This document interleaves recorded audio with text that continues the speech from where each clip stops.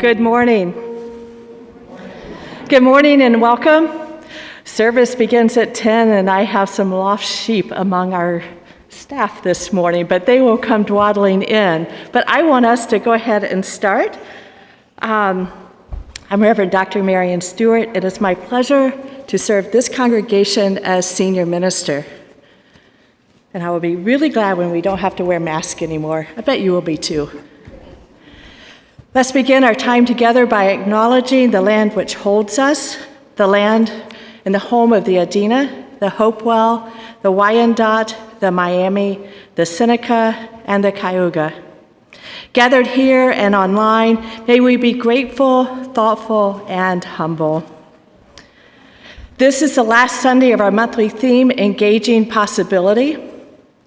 We have explored the theme through various lenses. We began with the Christian hymn, Shall We Gather at the River, for water communion, and then we explored the Buddhist notion of pausing between this moment and the next. We then looked inside with Yom Kippur and what it means to forgive, and even when we fall short of our highest ideals. And now we say happy birthday to Rumi as we explore a bit of Sufi wisdom. In honor of the fall equinox, I invite you to rise in body and spirit and join us in singing the autumn verse of Chant for the Seasons. You will find it in your gray hymn book, number 73. And I hope you sing with heart, with spirit, but softly in light of our pandemic. And if you're at home, sing out. Here we go, Chant for the Seasons.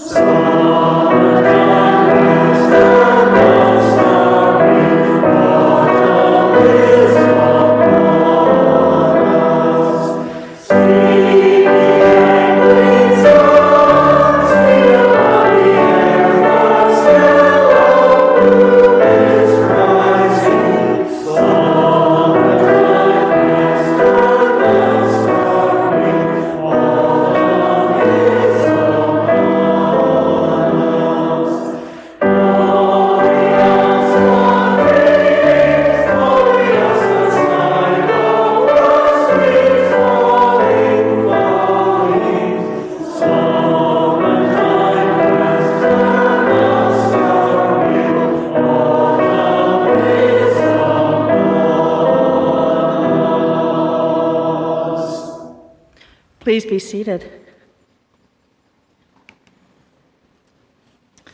I'm going to invite Amber to come forward to give the greeting.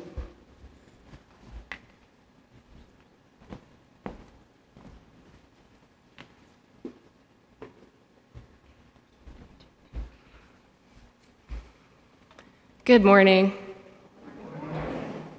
I'm Amber Scott, and I serve as your Director of Religious Exploration. Our Director of Congregational Life, Kelly McNeil, is on vacation today and will return next week. How exciting it is to be back together again. I want to thank you for your patience as we navigate these changing waters together. Your care for the health and safety of one another and your commitment to this important life-saving community is truly moving. Thank you. If you are a visitor this morning, welcome. If you're here in the building, I invite you to say hello at the Welcome Center out in the Welcome Hall. We have a visitor's gift for you there. If you're visiting online, welcome. If you'd like to let us know you're here, please visit our website, firstuucolumbus.org, and click on First Time Visitor in the green box. In order to help us protect one another and limit exposure, you'll see this funny-looking box on the doors, as well as sometimes up on our slides each Sunday. If you have a smartphone, you can open your camera and hold it up to the box, which is called a QR code. You'll see a pop-up on your screen that says openfirstucolumbus.org. If you click that pop-up, it will take you to a web page where you'll find several things. First, we are asking everyone to please check in and let us know you're here. We are asking everyone to do this so that if we need to, we can do contact tracing. Second, you'll see the link to a live stream of the service, and you'll also find a PDF of our order of service. This is where you can see the names of the songs and all of that cool information about the pieces that we're featuring today. You will also find a button to fill out a Joys and Sorrows form. We wanted to maintain the interactive structure that we had while Joys and Sorrows were on Zoom. So go ahead to use that form for that. And finally, you'll find a button to contribute to our Share the Plate fund.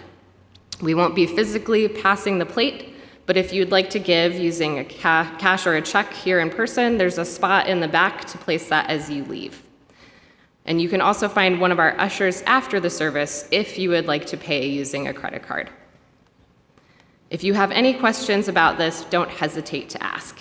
We have 2 ushers in the room that can help answer any questions, as well as any of the Welcome Team volunteers at the Welcome Center who can answer questions after the service.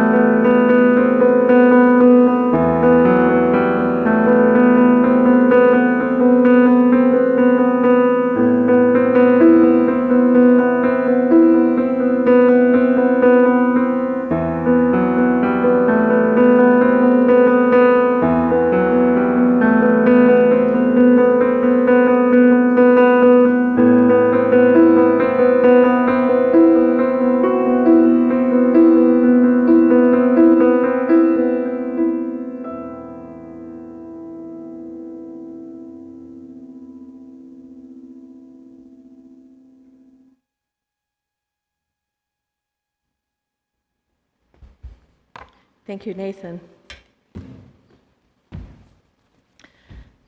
If you're with us online, I invite you to bring your chalice close so that we can light our chalice together. And Denia, a member of our youth group, Denia, I'm going to ask you to hold on just a moment before we light it. She's a member of our youth group, and she's going to help us this morning. I understand our youth group is thriving. Thank you to the leaders and to everyone who participates. This is so exciting, and thank you, Denia, for being a part of it. Our chalice lighting words this morning are from Hafez, who, along with Rumi, are poets of the ancient Persian world. One day the sun admitted, "I am just a shadow. I wish I could show you the infinite incandescence that has cast my brilliant image. I wish I could show you, when you are lonely or in darkness, the astonishing light of your own being."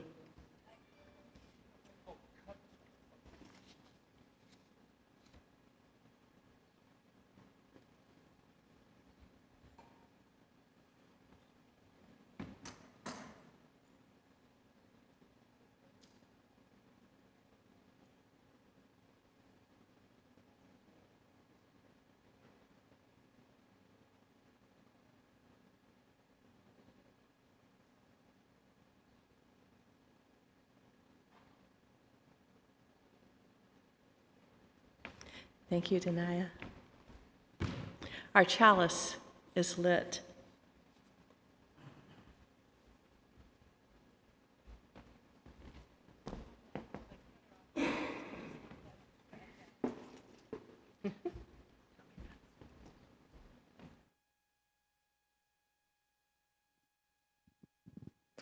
Hello again. Once again, my name is Amber Scott. I use she, her, or they, them pronouns. For a visual description, I am a white woman in my 30s with wavy hair. I'm wearing a black dress and kind of a sparkly blue wrap. Classes for families with children are happening during the worship service outside on the SYC playground. After our story, you will have the opportunity to join the other families outside if you would like to. As part of today's service, we are learning about the poet Rumi. While we know that Rumi loved to write poems, you may not know that he also loved to dance. It is said that he used to turn his body around and around while reciting his poems out loud. That movement is thought to be the basis of the sacred Sufi dance that is still done today. We will get to see and learn more about this dance in this video about Turkey's whirling dervishes.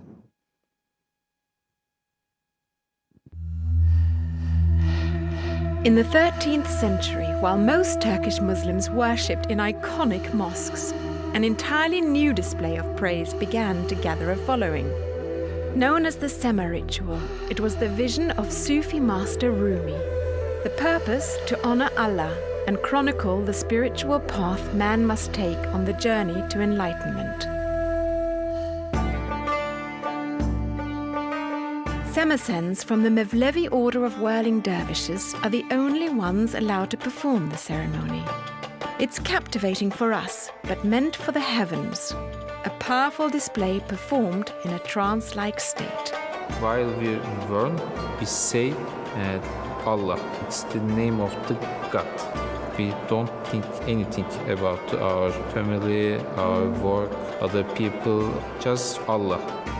With unwavering focus, the Semasen complete as many as 2,000 turns during the Sema ritual. Every spin, every body position is a deliberate, intentional gesture meant to honor God and embrace His benevolence. Right hand looks to sky, and the other looks to around. It's the symbolize that comes from the God. We should share with people. The Sufi Mevlevi order was outlawed in 1925 and is still technically illegal. But the right to perform the Sema ritual was reinstated in 1954. Turkey's whirling dervishes ritual is such a rare treasure that it is one of UNESCO's masterpieces of the oral and intangible heritage of humanity. We look forward to sharing Istanbul's many hidden treasures with you.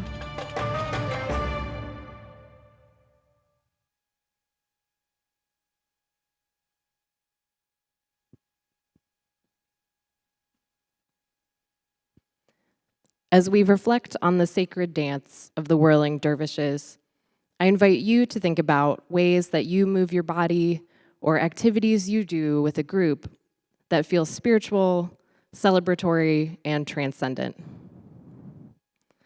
Children, youth, and families who would like to participate in outdoor Sunday school are now invited to head towards the playground as everyone hums Rumi's words of welcome. Welcome to here, wherever you are or wherever you are going. Come, come, whoever you are.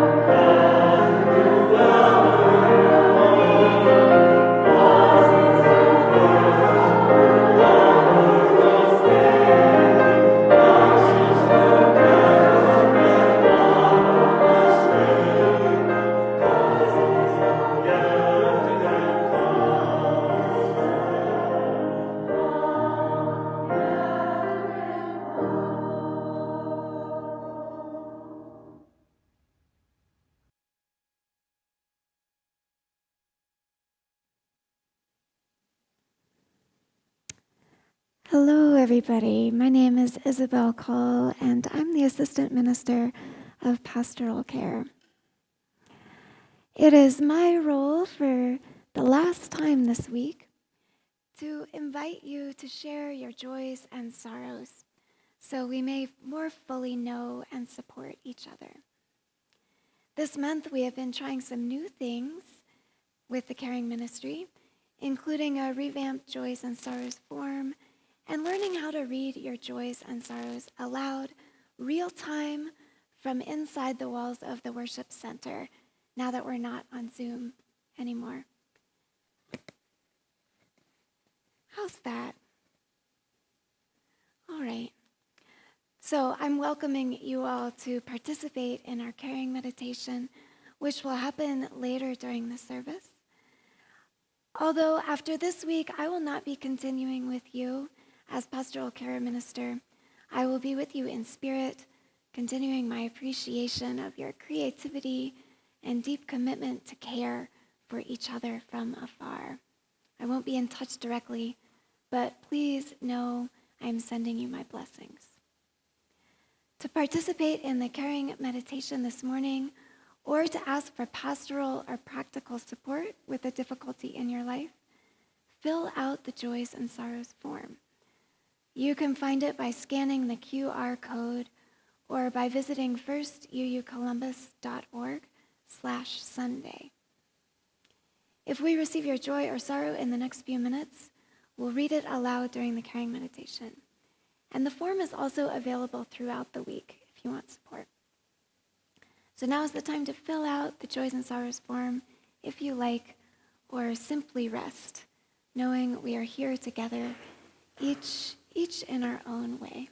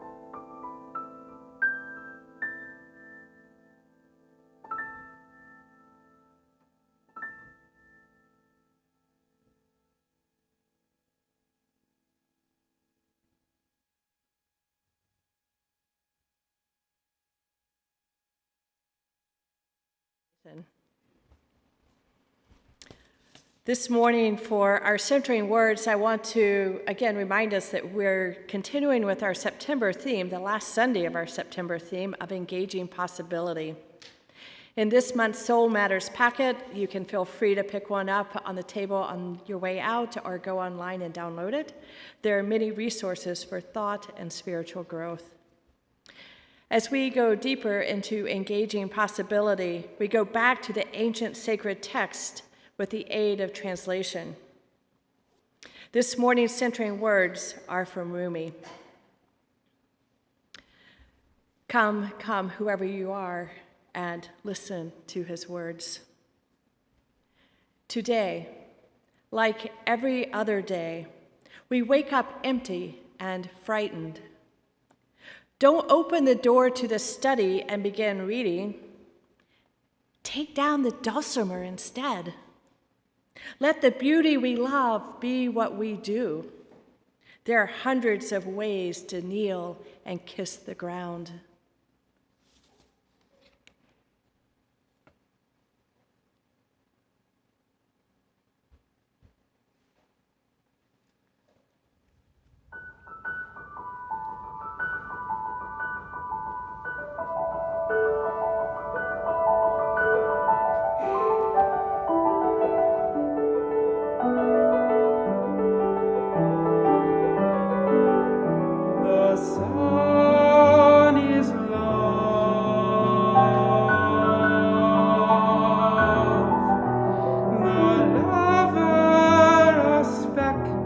circling the sun, circling the sun. A spring wind moves to dance any branch that isn't dead.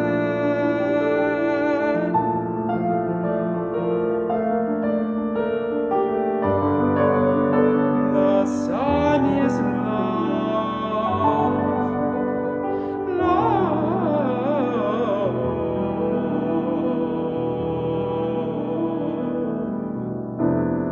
Something opens our wings. Something makes boredom and hurt disappear. Someone fills the cup in front of us. We taste only sacredness. Hold like this to draw in milk, nor will tasting clouds of milk, never so content, never so content. I stand up, and this one of me turns into 100 of me, 100 of me. They say I circle around you. Nonsense. I circle around me.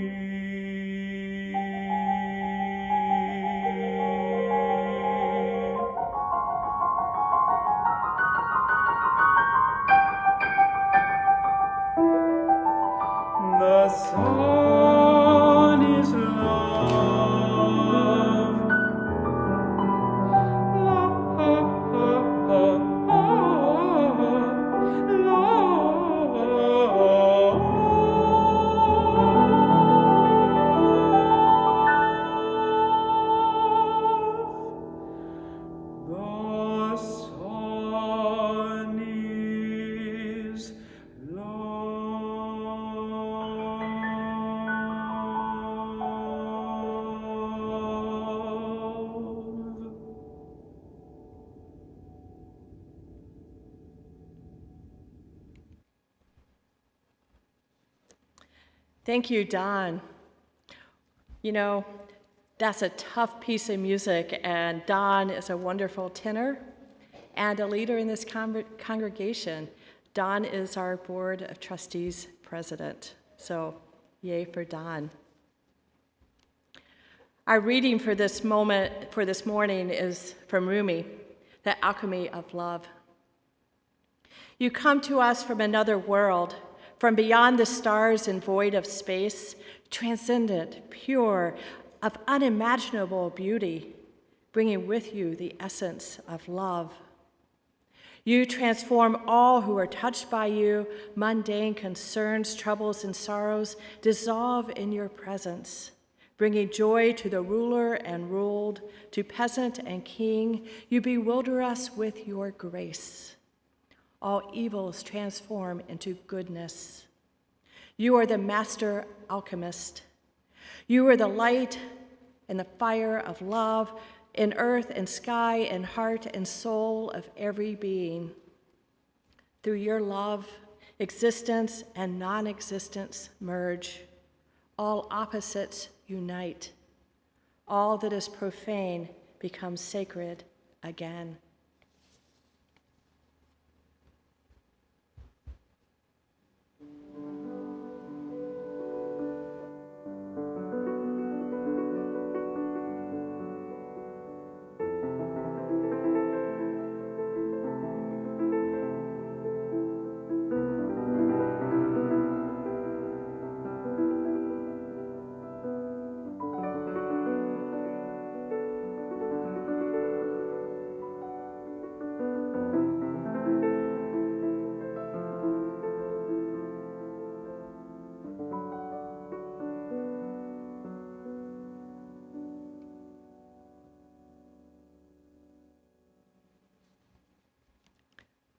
Rumi.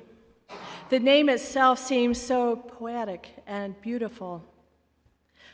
Anada Sharma writes of Rumi in her story pick post, confessing that when I say Rumi, my mind wanders off to a magnificently architectured wall where fragrance of Persian rose sprays are infused in beautiful words, and they keep echoing softly in the background.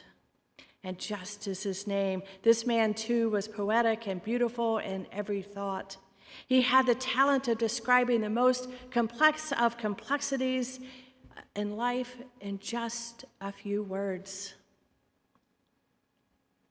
Born in the year 1307 on the edges of the Persian Empire in present-day Afghanistan, Rumi is known today as a spiritual guide, a saint, a mystic, a guru, a Sufi, an enlightened man, a teacher, and a best-selling author. His words are recited, chanted, and sung. Rumi aphorisms circulate on social media. Here's an example. If you are irritated by every rub, then how will you ever get polished? And every moment I shape my destiny with a chisel, I am the carpenter of my own soul. Now, Rumi settled in present-day Turkey later on, and since Iran was the center of the sprawling Persian Empire at that time, Iran claims him too. So many want to call Rumi their own, but his influence expands far beyond borders. In Victorian culture, his work became well known as translations began to appear. Over time, Rumi's popularity has only increased. In many ways, though, what we get is a beautiful, glossy, comfortable version of Rumi's writings, perfect for movie scores, wedding readings, and picture quotes for motivations and inspiration. Rumi's words are palatable bits of wisdom. And because Rumi was the most prolific of writers, there is something for almost anyone and any occasion. Rumi's works read like universal truths because in just a few words, he is able to capture the condition of being human. But Rumi was more complex than his greatest hits. Rumi, like all of us, comes with context. We label him as a Sufi, which is correct, but we conveniently ignore or divorce Sufism from Islam. Sufi is softer and avoids a centuries-old Muslim problem in Western minds. But Islam, just as Christianity and Judaism, has elements of mystical expression that seem to transcend religious roots. There's just no way that the beloved Rumi was in any way connected to the extremist on the other end of the Islamic spectrum that fills too many news headlines. We just don't want to hear it. Those two are not connected. But it is a well-kept, open secret that, yes, Rumi was a Sufi and he was also Muslim. He fasted, prayed, and read the Quran daily. Some say he had it memorized. Rumi went to seminary and later taught religion. His religion gets lost, omitted, or covered over in the popular versions of his writings. We get a de-Muslimized version, and it sells like hotcakes. Jawad Mohaddihi, a scholar of early Sufism at Rutgers, is quoted as saying, "The Rumi that people love is very beautiful in English, and the price you pay is to cut the culture and religion." As a Unitarian Universalist, red flags are flying all over this. We try our best to avoid cultural misappropriation, unacknowledged or inappropriate adoption of an element or elements of one culture or identity by members of another culture or identity. By counseling Rumi's context, we engage in cultural and religious ghosting. But wait, you say, we didn't start it, we didn't do it, we love Rumi. Everyone loves Rumi, right? Let's look at an example, though. I love this piece of writing because it gives space for something beyond the current bickering and divisions in all of our lives. Rumi wrote, "Out beyond the ideas of wrongdoing and right-doing, there is a field. I'll meet you there. When the soul lies down in that grass, the world is too full to talk about. Ideas, language, even phrase each other doesn't make any sense."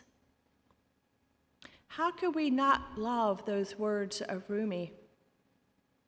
Out beyond the ideas of wrongdoing and right-doing, there is a field. I'll meet you there. In the original version, Rumi makes no mention, though, of wrongdoing and right-doing. In a January 5, 2017 New Yorker article, The Erasure of Islam from the Poetry of Rumi, the author cites translation errors. The words Rumi wrote were iman, religion, and kufr, identity. Out beyond the ideas not of wrongdoing and right-doing, but out beyond the ideas of religion and infidelity, there is a field. I'll meet you there. This points to not just de-Muslimizing Rumi, but to a larger tension between spirituality and religion itself. We think the term spiritual but not religious originated with us. It's brand new, right? So many of us just heard the SNIBNR acronym for the first time, I don't know, a few years or a decade ago. We think it originated with us. But the struggle between mysticism, mystical elements in religion, and conventional orthodoxy is age-old.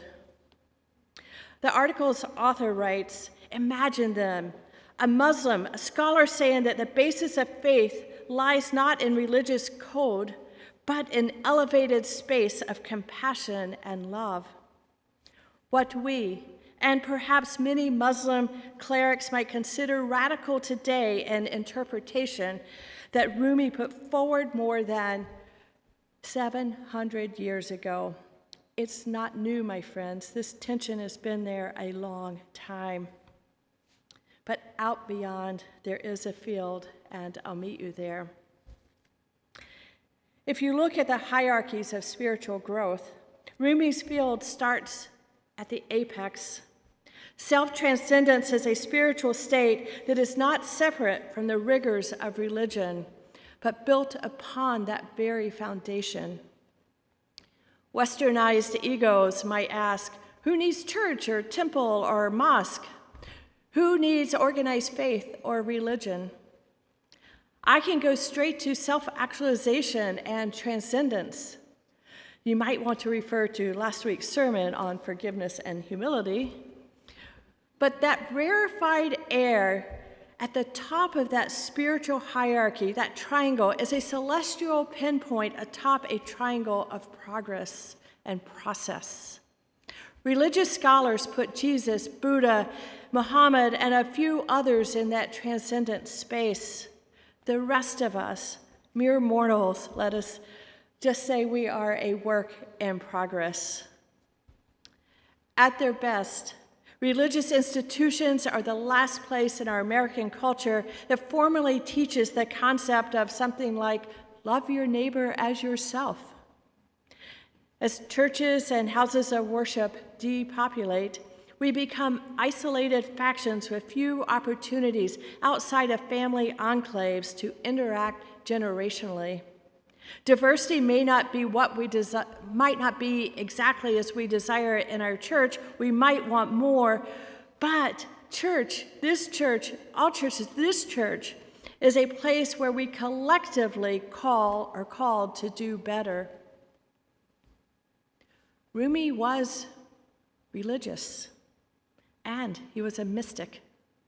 To quote the Erasure article again, Rumi would come to blend the intuitive love for God that he found in Sufism with the legal codes of the Sunni Islam and the mystical thought that he learned from his influential mentor, Shams.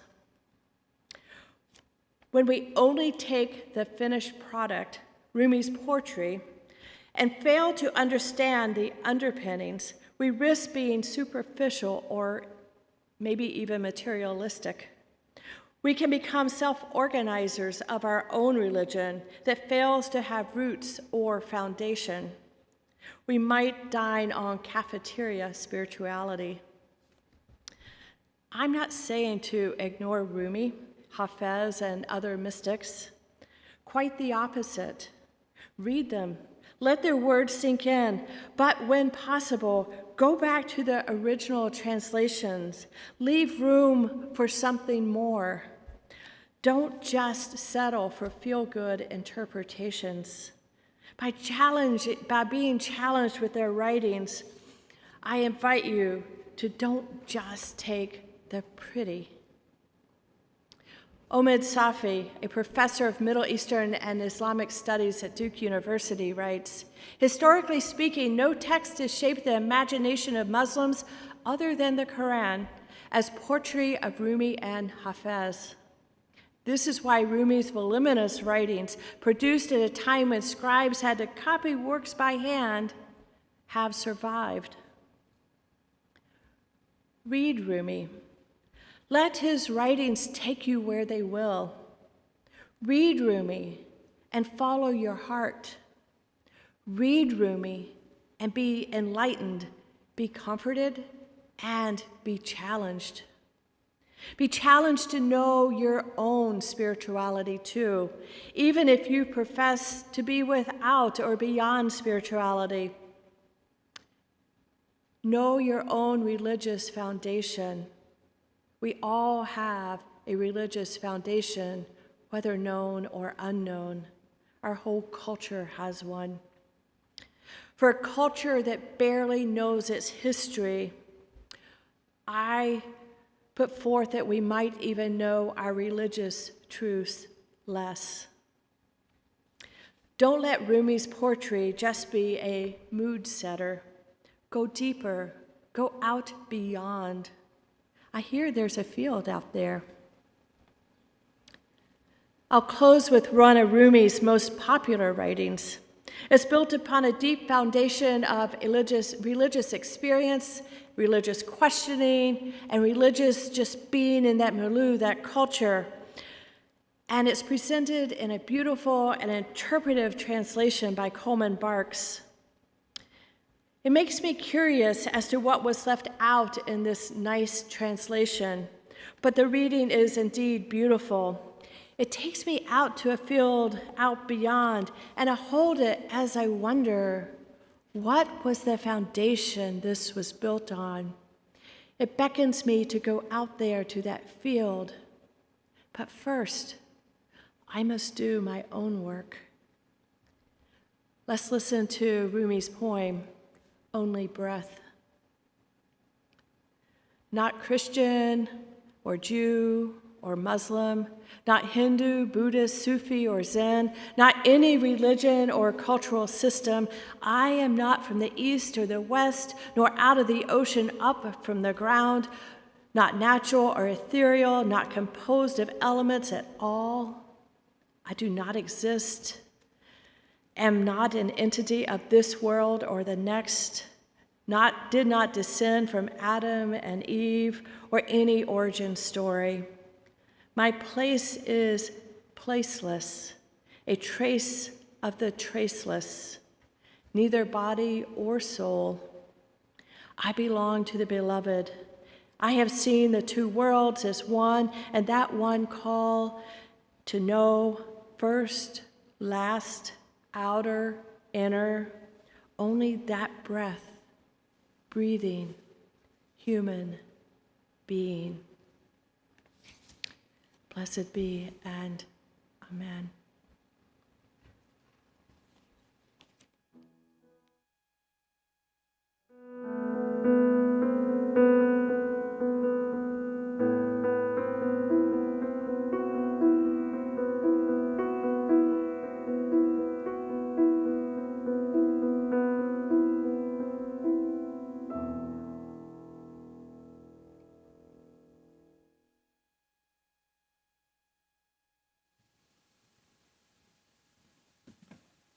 Thank you, Reverend Marion and Nathan. My name is Amanda Hayes, and I am your Justice Coordinator. And here we go. Our church is a community of love, caring, and generosity. Together we work for a more just world. To offer our gifts and pay our promise pledges is to say, yes, we are defined by our hearts and our deeper values. Our Share the Plate recipient for September is UU The Vote, which is a partner of our Democracy and Human Rights focus group of our Justice Action Ministry. I now invite Chris Johnson and Susan O'Donnell to share a creative dialogue about the importance of this month's Share the Plate.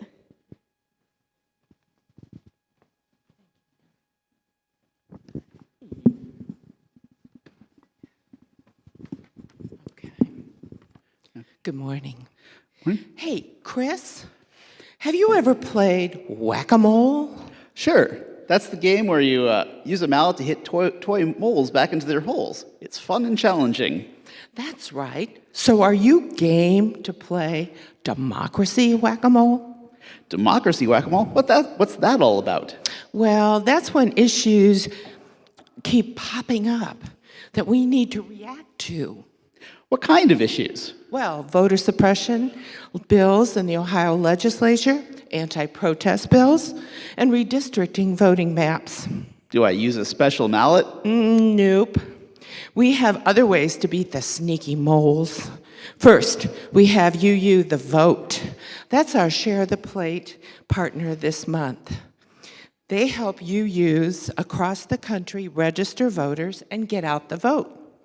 UUJO, or UJO, in Ohio benefited from their support in 2020. Since we aren't passing a collection plate, do you know how to share the plate virtually? You bet. Please scan the QR code to support our church and our Share the Plate partner. In person, you can also donate via cash, card, check following the service, or exchange your mallet for a phone and text GIVE to 614-879-1480 and follow the prompts. Good. Second, join the Democracy and Human Rights Working Group and become involved in local and national efforts to safeguard our democracy. Do you know how to get involved with them? Yeah. We have an action hour the first Wednesday of every month on Zoom. That's when we all get informed and act on an issue, all within 1 hour. Our next one is on October 6th at 6 p.m. You can go to the online calendar for the Zoom link, or you can sign up at the jam table after the service for emails and meeting notices from the Democracy and Human Rights Group. So, I guess there is more than one way to whack-a-mole.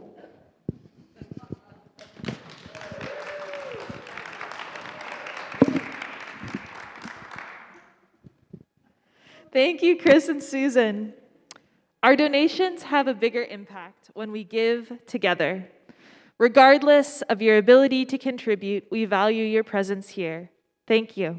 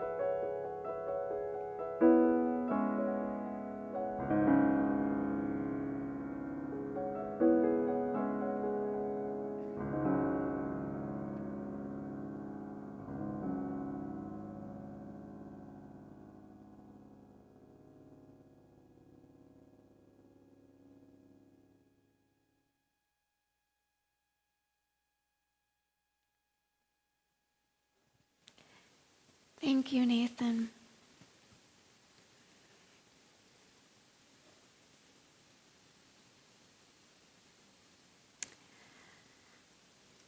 Thank you, Sharon, for joining us for the Caring Meditation. Sharon is a pastoral listener this morning. You can spot the pastoral listeners by the purple scarves they're wearing. The pastoral listeners are available after the service to chat if there's anything you need heard or witnessed, and other members of the pastoral team are available throughout the week. So please fill out the Joys and Sorrows form if you'd like to connect. For our caring meditation this morning, I'm actually going to stand here and share my interpretation of Al-Fatiha, which is the foundational chapter of the Quran. In the name of God, the God of compassion and mercy, thanks be to you, one of many names and no name at all. Thanks for your mercy and your compassion. You alone do we worship, and you alone do we ask for guidance. Please help us find the path that is ours and give us companions for the journey. Do not let us be led astray, and when the time comes, allow us to let go. Bismillahirrahmanirrahim. Alhamdulillahi Rabbil Alameen. Ar-Rahmanirrahim. Maliki Yawmiddin. Iyyaka na'budu wa iyyaka nasta'in. Ihdina siratal mustaqim. Siratal ladzina an'amta alayhim. Ghayril maghdubi alayhim waladdallin. Amen.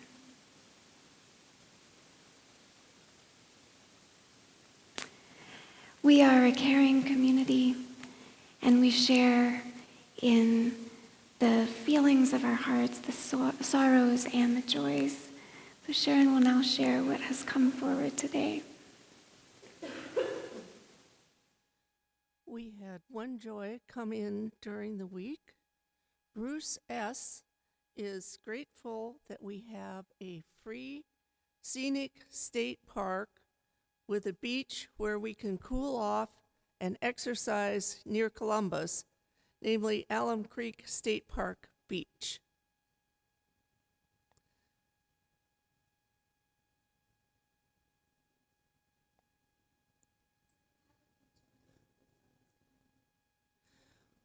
This morning, we had one sorrow come in.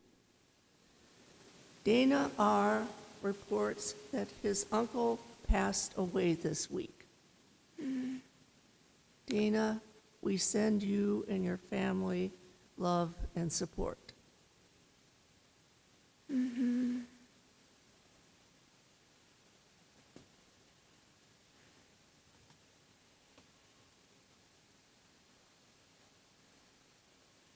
Let's let this joy and this sorrow settle into our hearts, along with those that remain unspoken. I'll ring the temple bell for a moment of silence, and then ring it again to close out our meditation.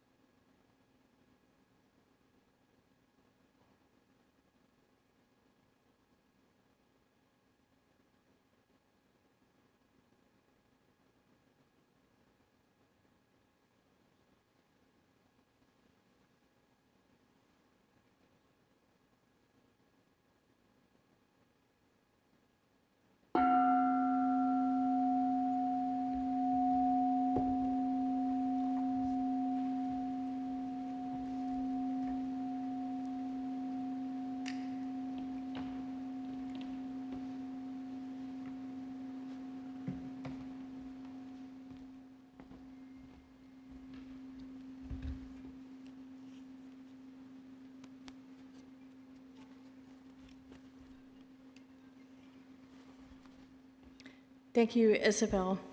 What a lovely interpretation. Thank you in prayer. This morning, we have the opportunity to not only greet each other, but we also have the opportunity to say farewell.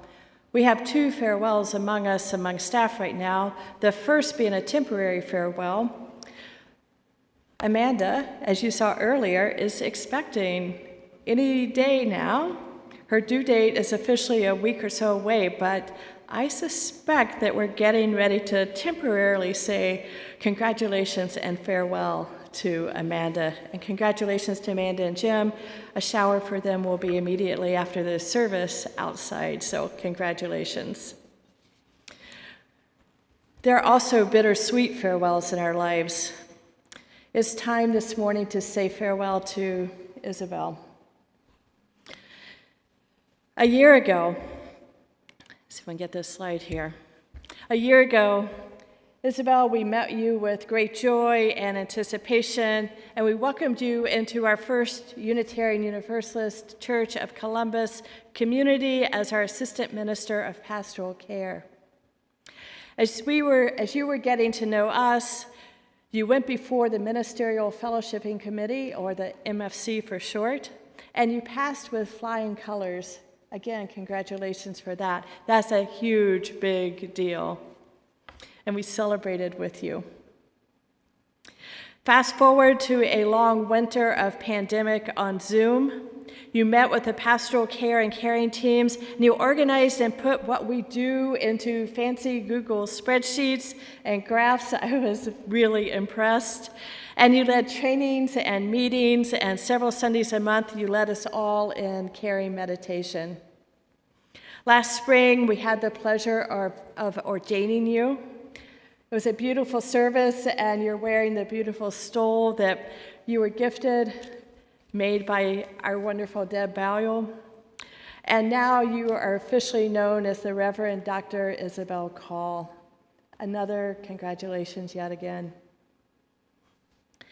Your part-time schedule and limitations imposed by the pandemic didn't allow for much in-person pastoral care, but you made the best of a challenging situation. This summer, we increased your hours, and as the pandemic seemed to be subsiding. Well, your hours increased, but the pandemic had other ideas. You had other ideas too, and now that you are leaving all too soon, another congregation has asked you to come and serve them as their minister. We hope that this, your first ministerial experiences in this congregation, will serve you well in the future. We hope it laid a good foundation. We certainly benefited from your experience with us, and we thank you. Isabel, we hold you in our hearts as you go and wish for you nothing but the best now and in the future for all your endeavors. Blessings for your journey. Thank you.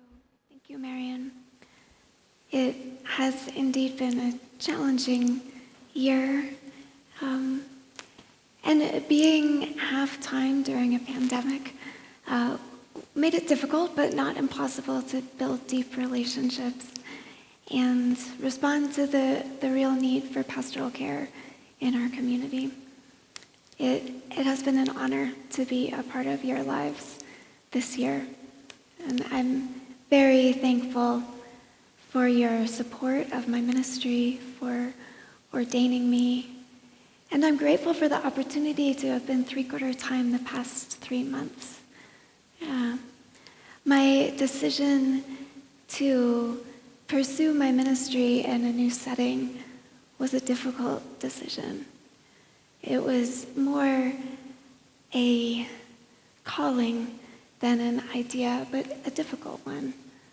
And it was made easier because I knew that you wanted the best for me, just as I want the best for you. I know that in order to serve you well, I have to model being true to myself. My decision to leave was easier because of my confidence in the deep well of caring in this community. I know that the caring ministry here will thrive without me and with anyone that you choose to come and support you. I love you. I miss you already, and I thank you.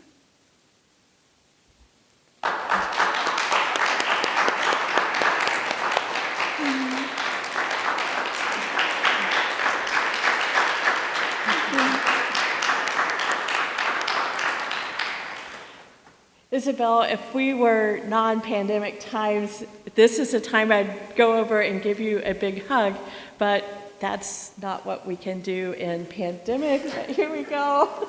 Everybody reach out your arms in love. Here we go, feel held. We bless you on your journey, blessings on your way, and until we meet again, may Godspeed be with you.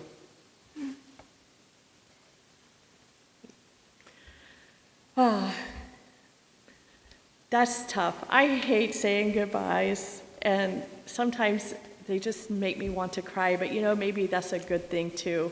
We need to be real and full as human beings. Isabel, thank you again for your time with us. Mm-hmm. I now invite you to shift gears just a moment and take in all that that's been brought forth before you today with Rumi, with going deeper, with going beyond convenient and comfortable interpretations, and the invitation to listen to yourself. I invite you to sing strongly, but to yourself and with your breath, voice still and small. You'll find it number 391 in your gray hymn book. I invite you to rise as you're willing and able and sing.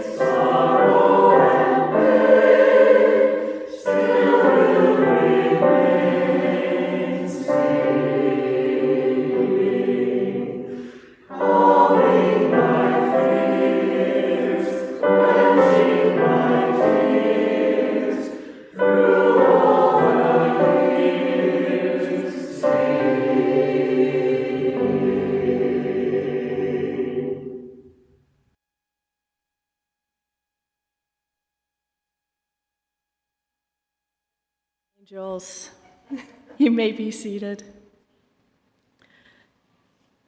If you have your chalice with you at home, I invite you to bring it close so that we can extinguish our chalice together. After our service has concluded, please join coffee hour outside the main entrance if you're here in person, and online you can join via Zoom by the link that was sent to you this morning in your email. Each week we have a different church group sponsoring our online coffee hour, and today Rainbow Connections is sponsoring. Thank you, Rainbow Connections. All are invited to coffee hour in whatever form that you are able. Let us say our closing words together, and then Denaya will extinguish our chalice. We extinguish this flame, but not the light of vision. As we go forth, let us heal and transform ourselves and our world through reason and love.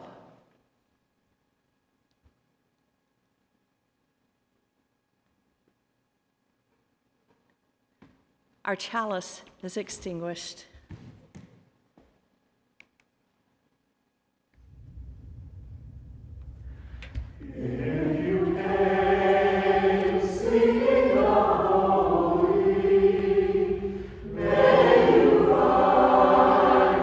Footprints